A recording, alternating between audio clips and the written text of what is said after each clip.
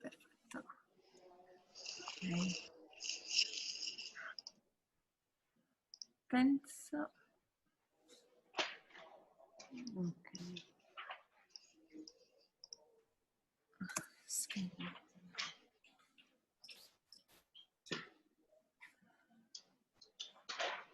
Ok.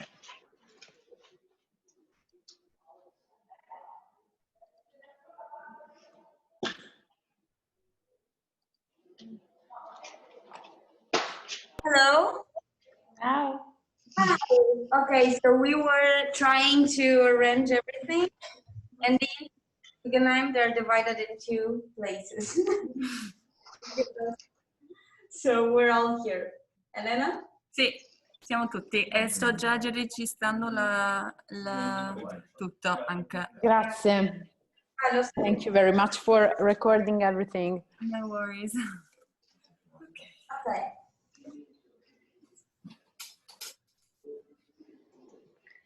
Perfetto. Penso che possiamo cominciare, no? Mm-hmm. Perfetto. I just want, I introduce myself. I'm Sara. I'm the coordinator of the Collezione Maramotti.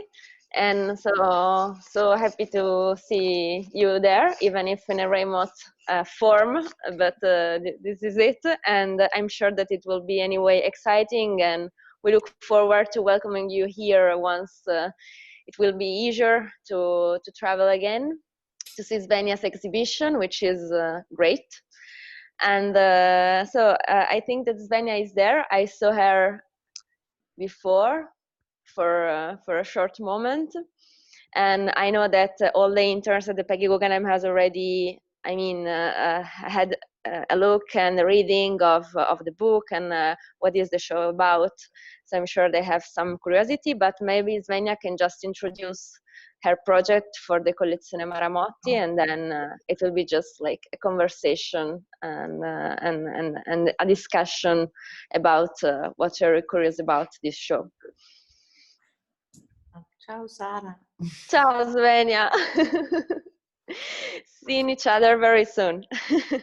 Yeah, actually in 2 days already.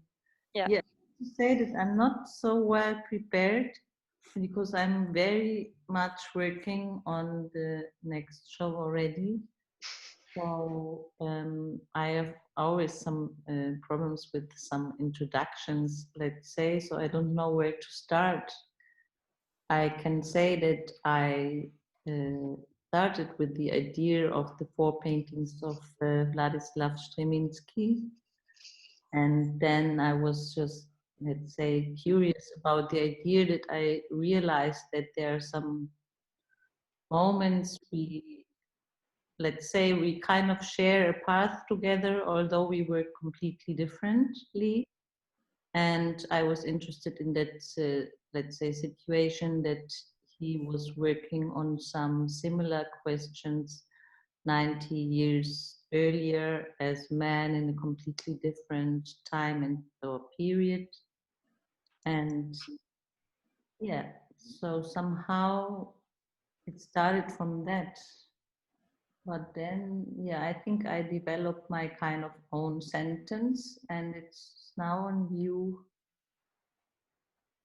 at the Collezione with the 4 paintings of Stremiński. And so I think it's kind of like, I called it 2 thoughts because I didn't want to, like initially I thought of like choosing another title which would be more obviously related to his works. But then I realized that my work was standing on its own, although he has been kind of like a starting point for his works or even the way he thinks about painting. And so in a way, I forgot where I started, but I think I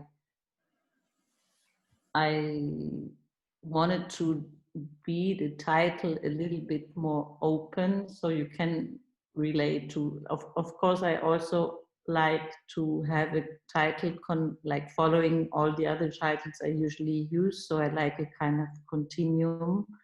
And so I thought it would be open enough and general enough to have two thoughts, which me kind of person who have thoughts, and then you think, where are these two thoughts in the same time? Is there time difference? Are there two thoughts of one person? Are there two thoughts of two person? And so on. And so that was a small hint, let's say. But I'm more curious about, like, it's a bit a pity that you couldn't see the exhibition in person, because I think it's very much about it.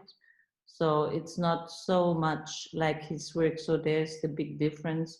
It's just not so much about the sketch or the initial idea of a painting, and more about where it ends, and about the relation of all the different works and what they do together in that space. So I don't know if one can really get it once you are not able to experience it in person. That's the big issue of COVID for me.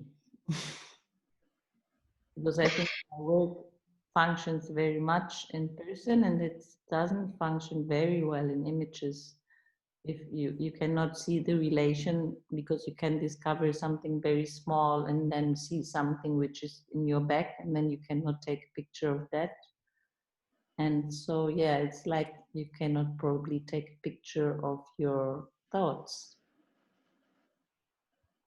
Yes, what I can say relating to this is that it's always, of course, different and better to see artworks in person. But in the specific case of Svenja's, it's really important to have a personal view, because you can really see small details and the texture and all the layers of paintings and the process she uses just in person. It's kind of impossible to reproduce them on a book or anyway. I mean, despite the quality, but it's something you have to feel and to be in front of and to perceive directly with your eyes.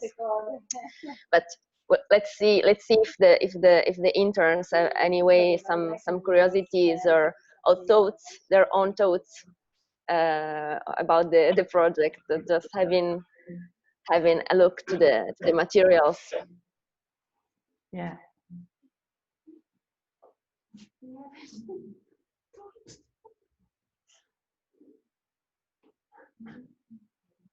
Elena?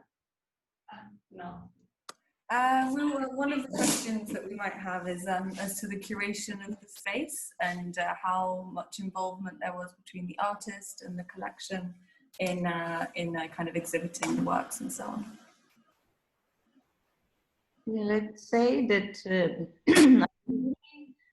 like, I'm very much related to the space, but then also to show the work. So I actually didn't plan a bit the way of, like, within one painting, but then also within one space, like, where does the viewer, like, what draws you into initially, and then what will you discover next? So I think actually even the difference of let's say, if you want to compare it, like my paintings and Thomas Abt's, is that you kind of like get them immediately, and then you go closer and you just realize how she does it. And I think with me it's a little bit a different thing, that you have an idea, you want to come closer, and then you realize probably something different, and then this relates even to another work in the space.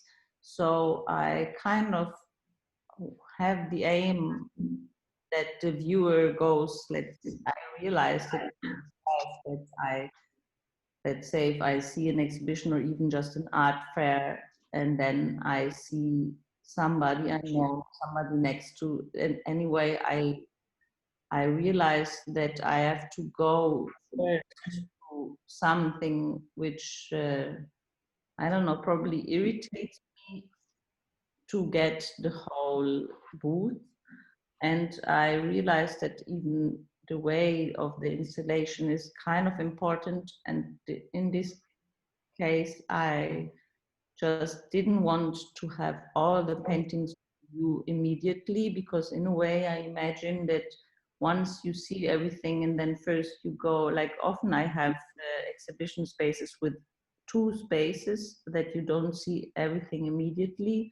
So it's definitely a plan to what the viewer sees first, and then what he or she will see when they come back, if it will be completely the same or if something changes. That's something what I kind of try to achieve, probably, that you see first, for example, a kind of like very abstract work, and you think of, in this case not, but sometimes like Ellsworth Kelly, and then you see later very almost figurative work, and then what you see when you see the same painting again when you go on your way out. So that's a bit something I'm playing with. And yeah, I think it also worked in this space. Basically, I just constructed or planned together with the Collezione the wall, which divides the space half. So when you enter, you have first a work on view, and so you expect something, and then you kind of go around the corner. So in this case, it's one room, but it's divided, and you see something, and even the works which are kind of related are on this panel or wall, and you cannot see them together, but they are related in a way. So you see them and you have them in mind, and you see them in their front, on the front wall, and also on the back, and they are playing the other paintings in the space. So there wasn't a huge like architectural yeah, how you would say that, plan, but there, yeah, let's say there is a wall which creates a bit tension in the space. I may add that Svenja came here with a quite clear idea of how to install everything, and it finally worked out very well. So as she was saying, her idea to put all the works in relationship and create a rhythm and a dialogue and her personal sentence in the show was very up to her. I mean, it's her project, her layout of the room, her asking to build this wall and to separate the space in two parts.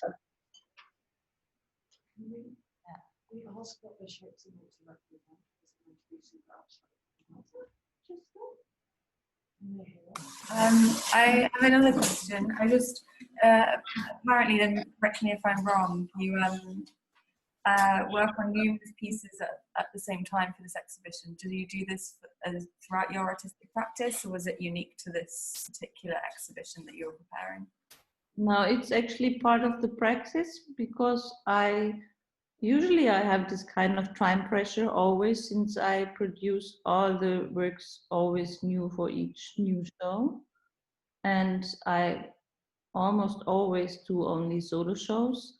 So it's always kind of like, well, how I call it, like a sentence. So each word in a way is produced new. And then I'm always working on several paintings, but then of course the attention but I have to say that I work so much or so many hours that there is sometimes the focus more on something and then less on the others. But since I'm there, and so I have to say that I develop all of them at the same time, and some manage it earlier, and then they even give something to the others or to the development of the others. But mainly I work on, even now, because now I'm working on the next solution, I'm just working on all of them. There's just nothing finished. I'm working on all of them at the same time. But I'm focusing differently on their development, like they are all in different states, let's say. One of our interns here has a question. I don't know if you can hear us. Yeah. Yeah, okay. I see that your paintings are named Untitled, and I was wondering if there was like if they meant something in particular, or if you focused more on the color and the shape rather than a meaning? I have to say that for me, the exhibitions are titled always, and I remember exactly when I stopped using titles, because it is less about the single work than about the relation and the combination and the whole kind of sentence they build together in one show, even though I would use them for another sentence in another show. I have to borrow some. It's really like I often compare it with words, because you have the same word and you can use it in another sentence, and the sentence can have a completely different meaning, but the meaning is completely created by myself for this time or this special uh, occasion when I show it. And so I remember that before I worked more on single paintings equally, and this is not the fact. Like now I'm starting to start a new painting, and this painting gives another meaning to another sentence or makes it even lighter, or like, then I have to admit that I fall into working and I treat every single painting as a single work and even word. But still, I didn't feel that I have to title them anymore, because then it would be fixed for this occasion. And I really see them more like words. And so I remember that the last title I used, now I forgot, but it was in 2012. Since then, they are all untitled, and just the exhibitions are titled. Okay, thank you.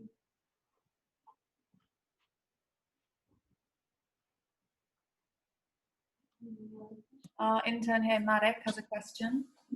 Hi, that's very interesting. Being Polish, I'm obviously curious how and when you came across Chmielewski's work, and are there any other figures of this Central and East European avant-garde scene that you're interested in your practice, or is it just Chmielewski? No, of course not. I have to say that I'm interested in every movement, not even in art. But I have to say that I follow quite like it's not. I think that every artist is interested in what's going on, and so I'm not even only interested in painting, but in art in general, and then even in certain movements, or yeah, like I have to say that I think that I don't draw inspiration intentionally, because I think that I kind of do my own work, and then it's more about the moment when it happens that I have to think of another artist, and then in this moment I kind of develop it into this direction if I decide for it or not. And then it's kind of fun to me to quote some artist, because basically it's about dealing with expectations and about what the viewer sees, what they think. And so it's kind of like I try to lead these thoughts, expectations, associations. So for me, even though there is not something obviously to see, if everybody would develop the same sentence afterwards or after seeing an exhibition without seeing anything very concrete or just a word, for me that would be kind of like the aim. And I think you can in a way do it. So it's a bit more about taking some influence on the viewer's expectations. And so I can actually not, and so I'm using art history, or I'm using other artists to probably, because I think that our world in a way can be kind of like a collage, because everything has existed already.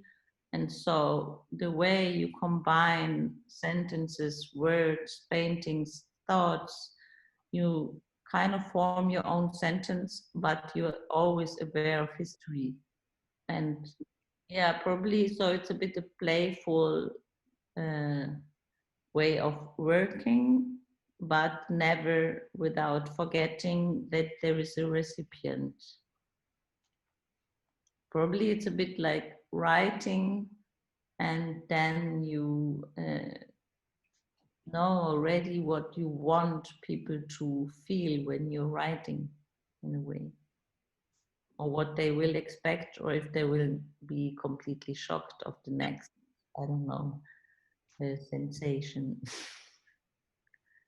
I have no better words right now, but I hope you understand a bit what I mean, that I'm not just working after somebody, and I'm definitely following all generations, even the very young ones today as well, to art history. I didn't choose anybody to like really work with. It's more like I realize that there happens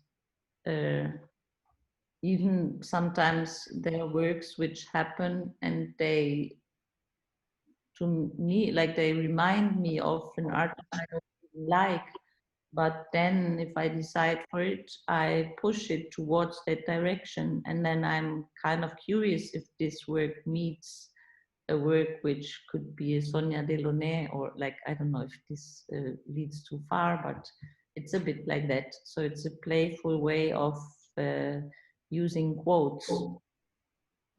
And it happens to me, it's not that I like, it is not that I have that plan which I follow. This happens during the process. So it's more about the moment of being very aware of what's happening, probably.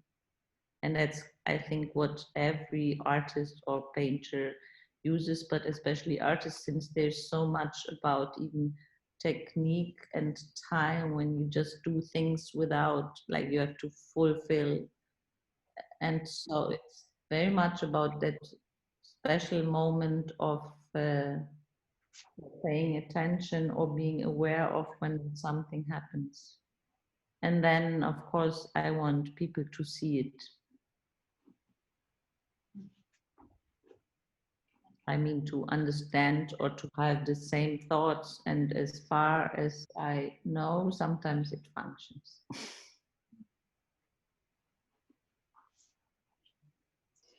I think that's one, Svenja, is one of the most interesting part of your work, because this tension between a controlled part of the process and the discovery, and many things that you're discovering during the process.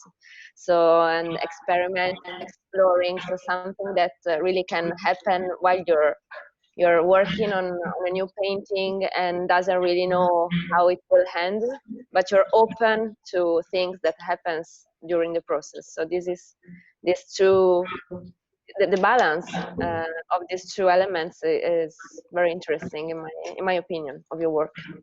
But you know.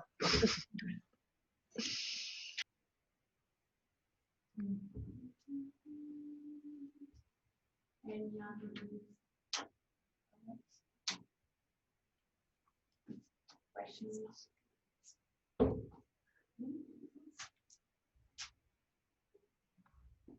We have some interns at home as well, not only the ones in the museum. I don't know, Mireia, Miriam, Yanni, do you have any question? Are you seeing the Mireia? Hey, hi. Hello. Yeah, I have a question, and because I found really interesting what you were saying about how the contextualization of a work can really change it, and how curation and thinking about how to organize it in the space, and also how in each moment it acquires a different meaning, changes its meaning. So my question, and perhaps you've already partly answered it before, but my question would be, how did you go about interacting with the other artists' work, and how was the process of considering how your works would change, you know, by placing them next to another artist's work? I thought it was kind of like a logic consequence. And it was even Luigi Maramotti who suggested it in a way, because the funny thing is that I discovered Streminski by myself, but just like some other artists. So I had him in mind. And then it was him who made a kind of like an introduction, or he asked me if I know him, and he just, in a way, got to know his work. And in that moment, I remember that I thought I was kind of pleased, because I thought if he thinks of his work when he sees my work, then he understands something, while other people, like, because it is not about how a work looks like or which would fit very well together, because of course I also have these experiences, especially with galleries and fairs. So I knew at that moment that he understood something about my work, because it was exactly that moment, or just a couple of months before, that I discovered him. And it was a kind of like a new thing to, because before it just happened that I had these works. And initially, even this kind of work started off, in the beginning, I always realized that some works, while working on my own work, happened, and I would call them after the other artists. And I always put them aside, because they were not very much, like, let's say, I had the feeling that they didn't fit to the others. And then I had this, but that's really many years ago, I had this feeling, once I'd like to just collect them, and then I do a group exhibition of all the other artists who will just meet in one exhibition, but they're all by me, of course. And so while having this idea, I think this whole way of working and quoting started. And actually right now, it was the first time that I did it intentionally. I didn't do that intentionally, like I realized something, then I follow that way, or I push it towards that direction. But this time I always wanted to also do my own work and show it. I always thought about it like there were actually two artists. One was Morandi. I always wanted to show my work next to Morandi, because I was interested in how my work could probably even change, knowing that. And so that's kind of like an almost secret wish that I still want to do it, because I would be very curious of what the two works would do. And even if my work would change, just knowing, working on, but I never did it before. Like with Streminski, it was already clear there will be these four works of 2 years. I think they made within 2 years, the period of 2 years.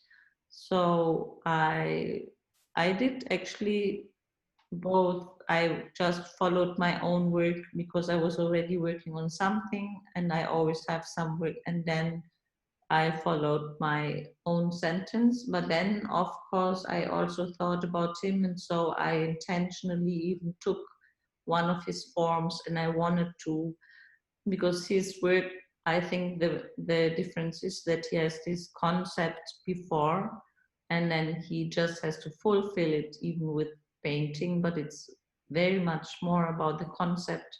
And I kind of just took his thought, or even already the result, and I wanted to repeat it, but just 90 years later, and even as a woman. And since I'm working already on the expectations of, like, say, on the border of abstraction and figuration, I thought it would be amazing if I managed to take the whole same, of course this is not what I did, but it would be amazing if I could repeat exactly the same painting, but in my own way. And then this will be something even larger and very much figurative. And from today, although it is actually the same form which he used. And so that was something what I tried, or what I had in mind while I started working. And yeah.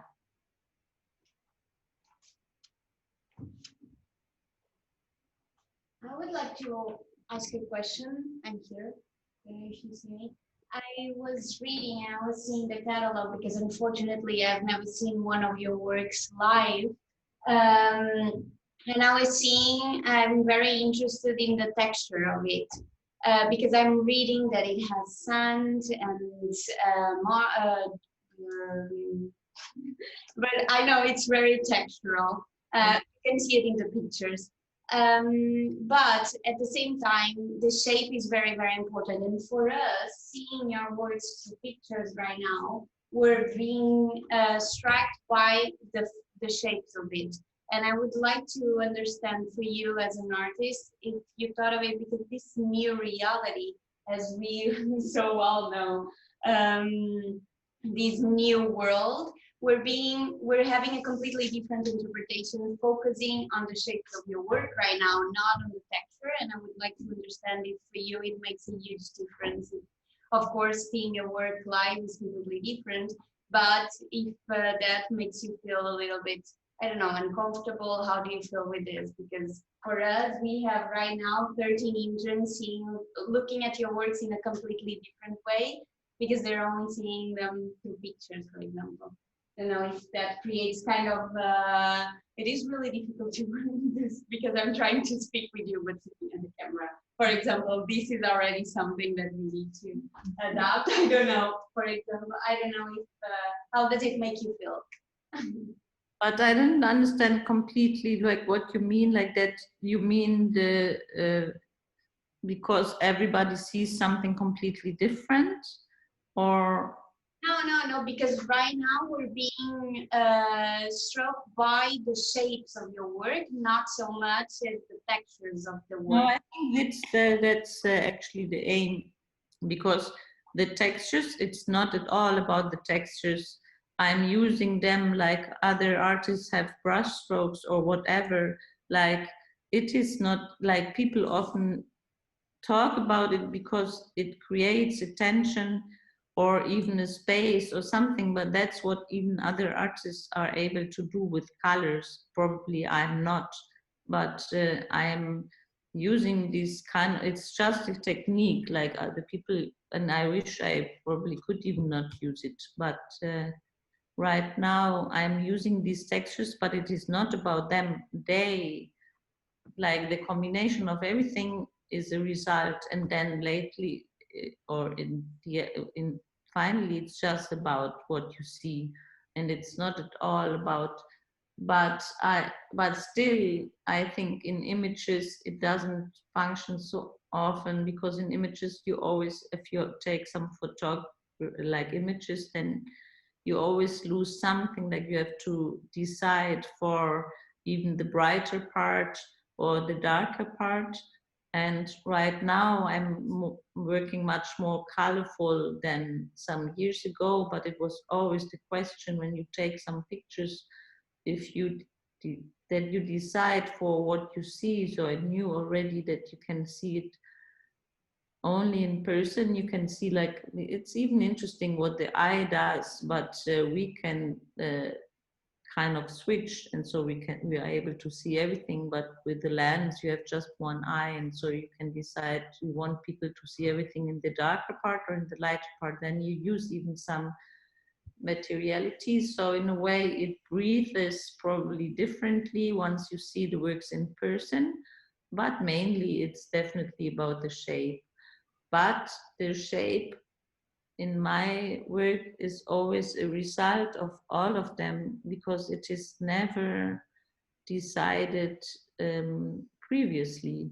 So I kind of end up at the shape. And that's why, let's say in this case, there's this red painting. Of course, this was much more, I wanted one work which is much, much closer to Streminsky. So of course, this deals with the work of his with the shapes of his work, but mainly I don't arrive, like, I never plan any of these paintings before, and so I arrive at the shape, and that's why, yeah. Excellent. Thank you. Yeah.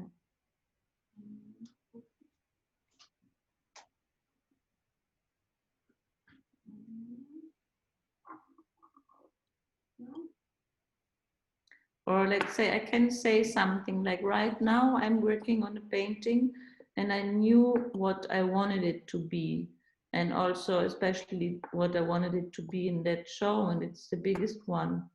And I'm not telling you now what I wanted it to be, but there was something which didn't function. And so during the process, I completely had like 3 different directions in which it could go. It could be, and lately, because of the other paintings, I decided that I will completely go away from what I wanted with it initially, and it was more something more figurative, and I decided that it will be very geometric, and it will be just completely like a poster of some forms which could almost be like some letters.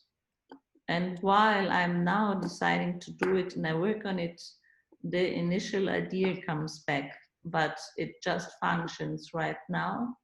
And it didn't function before. So it's even a bit a part of the process that you kind of have to give up completely. But in my case, at least, it always ends up what I wanted initially, but I very consciously decided against the other directions, and I thought, okay, then I will just have 3 large works in that show, and this work was planned to be this more figurative work, and then I decided, okay, I give completely up on it.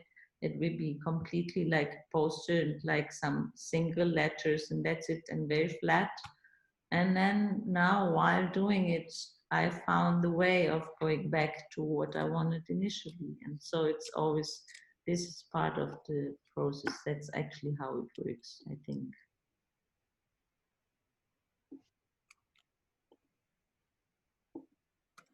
Just a quick question with relation to that. You say sometimes you might be developing a painting and then there are 3 different ways in which it could develop, but you always kind of end up with the original idea you had, or your original intention rather.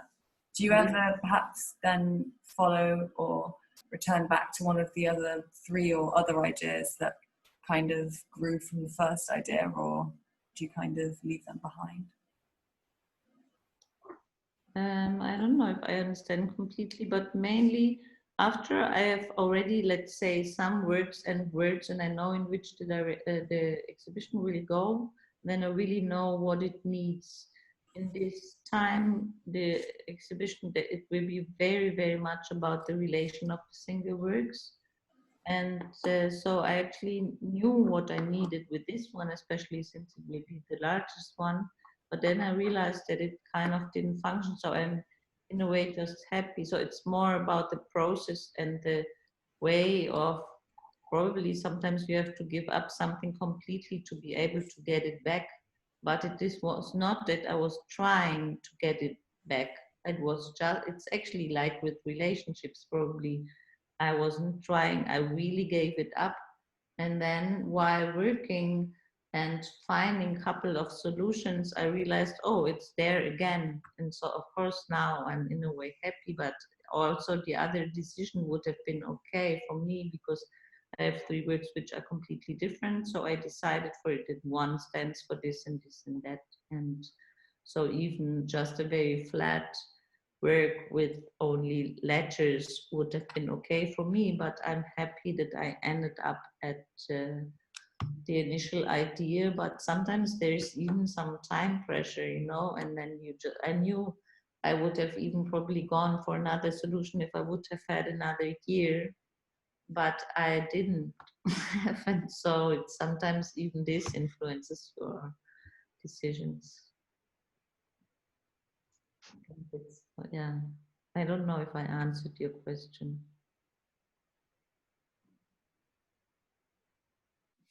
No, thank you. That was great. Thank you very much.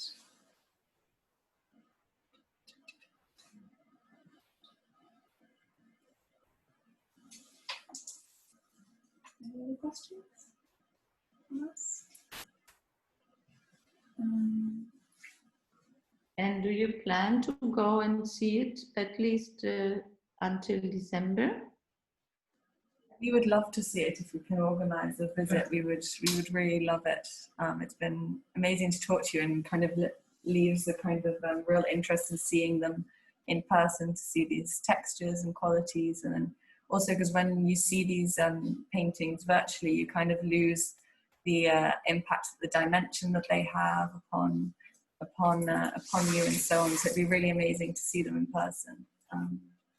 Yeah, I actually even think that even these things which you cannot photograph, that what's one on one wall and then even behind, it's kind of like a playful game, but it is something which you can never have in images. Of course, now it's even, I prefer usually to, if people would see it before they know anything or haven't even seen anything, but yeah.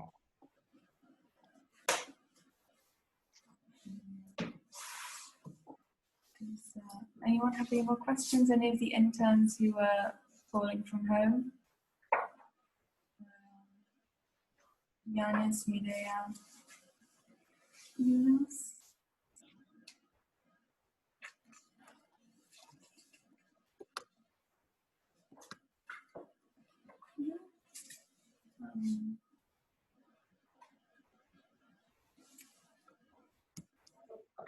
Okay, Canon here has a question. So I see that for your works, you have used both oil on canvas and oil on linen. And I was wondering if there's like a conscious choice or a conscious decision in whether you have chosen to use like the linen as a canvas and like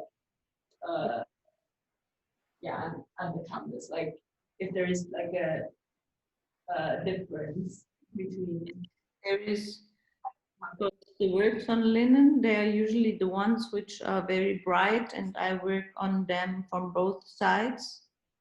And so let's say if you see a very like light rosé, or I don't know how you say that in English, like light pink, then it's usually never on that canvas. You still see the raw canvas, and it's just painted from the back, and then it comes through, and it's a little bit like, even you could say like a monitor, like all these small dots which come like of paint which come through the hole, create that kind of very bright pink. And so I even often work on, like, with, especially with the canvas, I work even on 4 sides. Let's say that I put 2 of these canvases over each other, and I ground them from the back, and then use it just to match. So they're usually the very bright works. And in general, I use linen also just because I use the raw canvas, and I use some color, let's say ink, in many different layers on the canvas, and then I want it to, let's say the color would be completely different. It's not as bright as it would be on canvas, because you still have that color itself from the linen. So mainly I use, I decided before, but it's probably more the question of the color and in which direction that one should go, that I use it, since I almost always leave some, even if I maybe cover it finally, but since I always leave some color in some raw linen or canvas, it's a question of which, like, painting is, they're usually not the ones I start with, let's say, but let's say even the red, in that red painting, it's of course linen, while, so it's a probably technical decision. It's like a decision for a color. Thank you.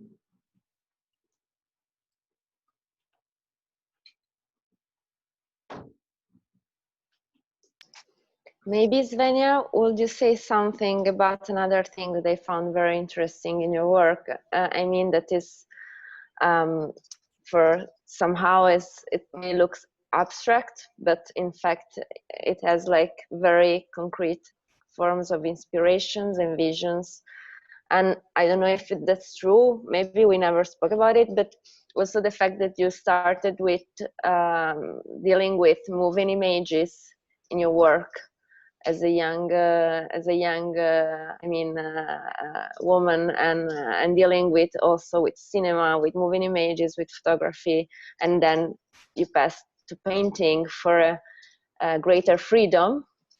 I think that this is very interesting to know. I mean, because it's you look to your works with another eye, having in mind this kind of very, concrete form of things that you have in mind, even if I don't know what exactly you have in mind, but things that are you deal with in your daily life, and in reality is not something just mental or abstract. It's something really connected with your real life and what you see and what catches your eye while you're just living and seeing things. Yeah, I think it's even, I don't know if it is so important anymore. I would think immediately of, let's say, the way of taking decisions. So let's say I was working at the movies for about 15 years, and I wanted to become, like, I wanted to do movies, I wanted to do the camera, and so I was in that field for many years. Like it's definitely started when I was at art academy, but then later I was just working there, and I worked as a camera assistant, but even as an electrician. And of course I did my own small short stories, and it would be just too long to tell you how I ended up at painting. But what still remains probably from that, let's say, I kind of I remember that when I started painting, that I always thought, because I studied conceptual art, so I thought it is the question like, what do I want to tell, and then which kind of media would I choose for that. And so I could, for a kind of long time, I couldn't like I find my freedom with like just only painting, but basically I was just doing it. So now I think it is more about, let's say, the way of using colors, which still remains of that. Or somebody once told me that it is about like painting some light, so like kind of painting after photography, although I'm using this in a very abstract way. But I think about, because when I started painting, I started in a very like almost photorealistic way. And I think it still comes from that once you kind of create a tension, like when you create a pattern or when you create a light or a shadow, then you use certain colors, and then our eye does it, that you just see the object and you don't see the colors anymore. And I think it still comes a bit from that I extract these colors and I put them next to each other, and so you don't have that object anymore, but you have the feeling that you are in a kind of concrete object, because nobody would think of these combination of colors, but they come, but then in a way even in a very wild combination, because they could be even still certain objects, and I would just take the brightest parts of them and combine them, but they are never very clear colors. Just now in that exhibition, so I'm completely dealing with the really primary colors, red, yellow, and blue, and I have some difficulties with it, but right now I'm dealing with it, and so it's a kind of different, or in a way new experience, but then they are always surrounded by others, because it's even with colors, it's always that one color changes completely with the one which is next to it. And this is, for me, the most amazing thing about painting, because so it's not about that shape. So you will even not see a certain shape if there's the wrong color next to it. And I think the way of realizing it kind of helps if you're familiar with the technique of photography. But I think I'm already now, after these years, I'm not so, let's say, consciously, I'm not so much in, because I realized that my nature is not all in dealing with moving images. That's just something I found out afterwards. Initially, it was more about that you're kind of completely independent when you're painting. So you don't need any other help. You don't need to wait. You don't need to have a concept before, and you have to find out a way how to deal with it. It's something very direct, and you can be even spontaneously. And so it's like a dialogue with yourself or with others who are in your thoughts, or you respond to something which is now on you. So it's definitely a comment to our time, but it is something which you can do completely on your own. And so this was initially, I think, the reason why I ended up at painting. And now I lost my, I wanted to say something, but I lost it. I think I forgot. It was something about the colors, but.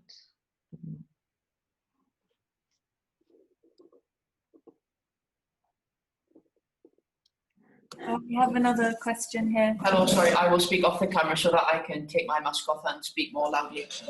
So I know that recently this happens a lot more, that artists and institutions, and also institutions and curators clash a lot, and you answered a question earlier about using more texture in your art more recently, using sand and other levels.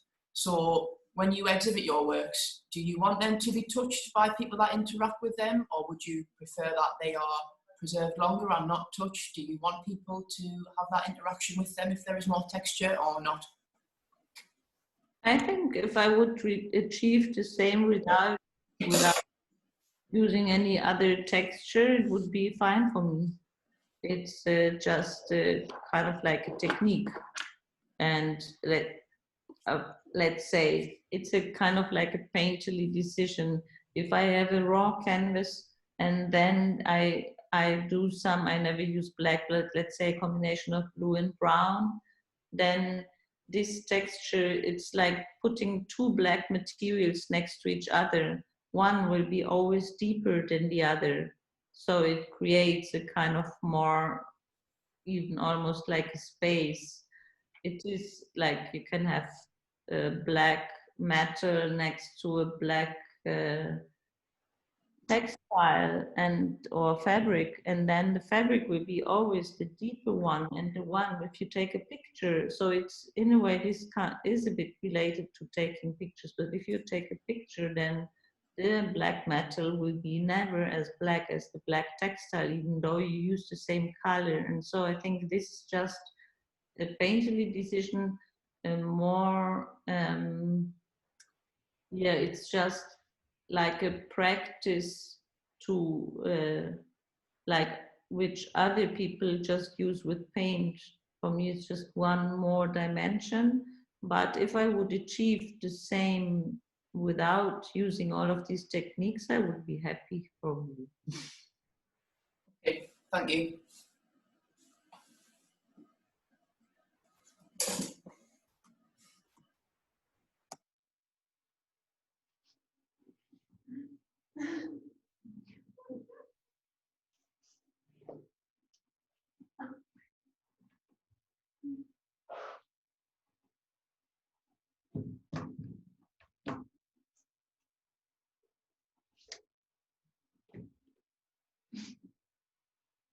Does anyone have any further questions? What's the next exhibition that you're working towards, if you don't mind us asking? I'm just having an exhibition at the gallery in Vienna, the solo exhibition in November. So that's what I'm working on now.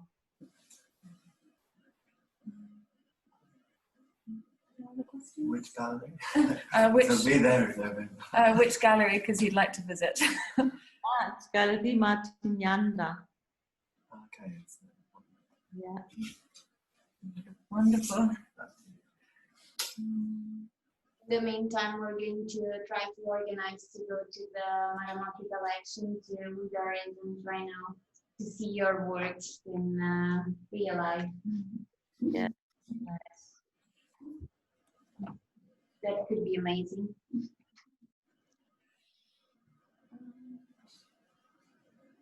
Is that it for maybe for questions then? There's no other questions from anyone? So, No. no. Okay. And for me. Okay. Well, we would just like to thank you so much for your time, Svenja, and for Collezione Maramotti for organising this call. It's been really wonderful, a very special opportunity for us. We've really, really enjoyed it and really appreciate it very much. And we can't wait to see it in person. We're now even more burning to see it than we were before. So yeah. Yes, thank you so much. So have a very nice evening. Yeah. Thank you. I don't know if Sara and Chiara want to say anything.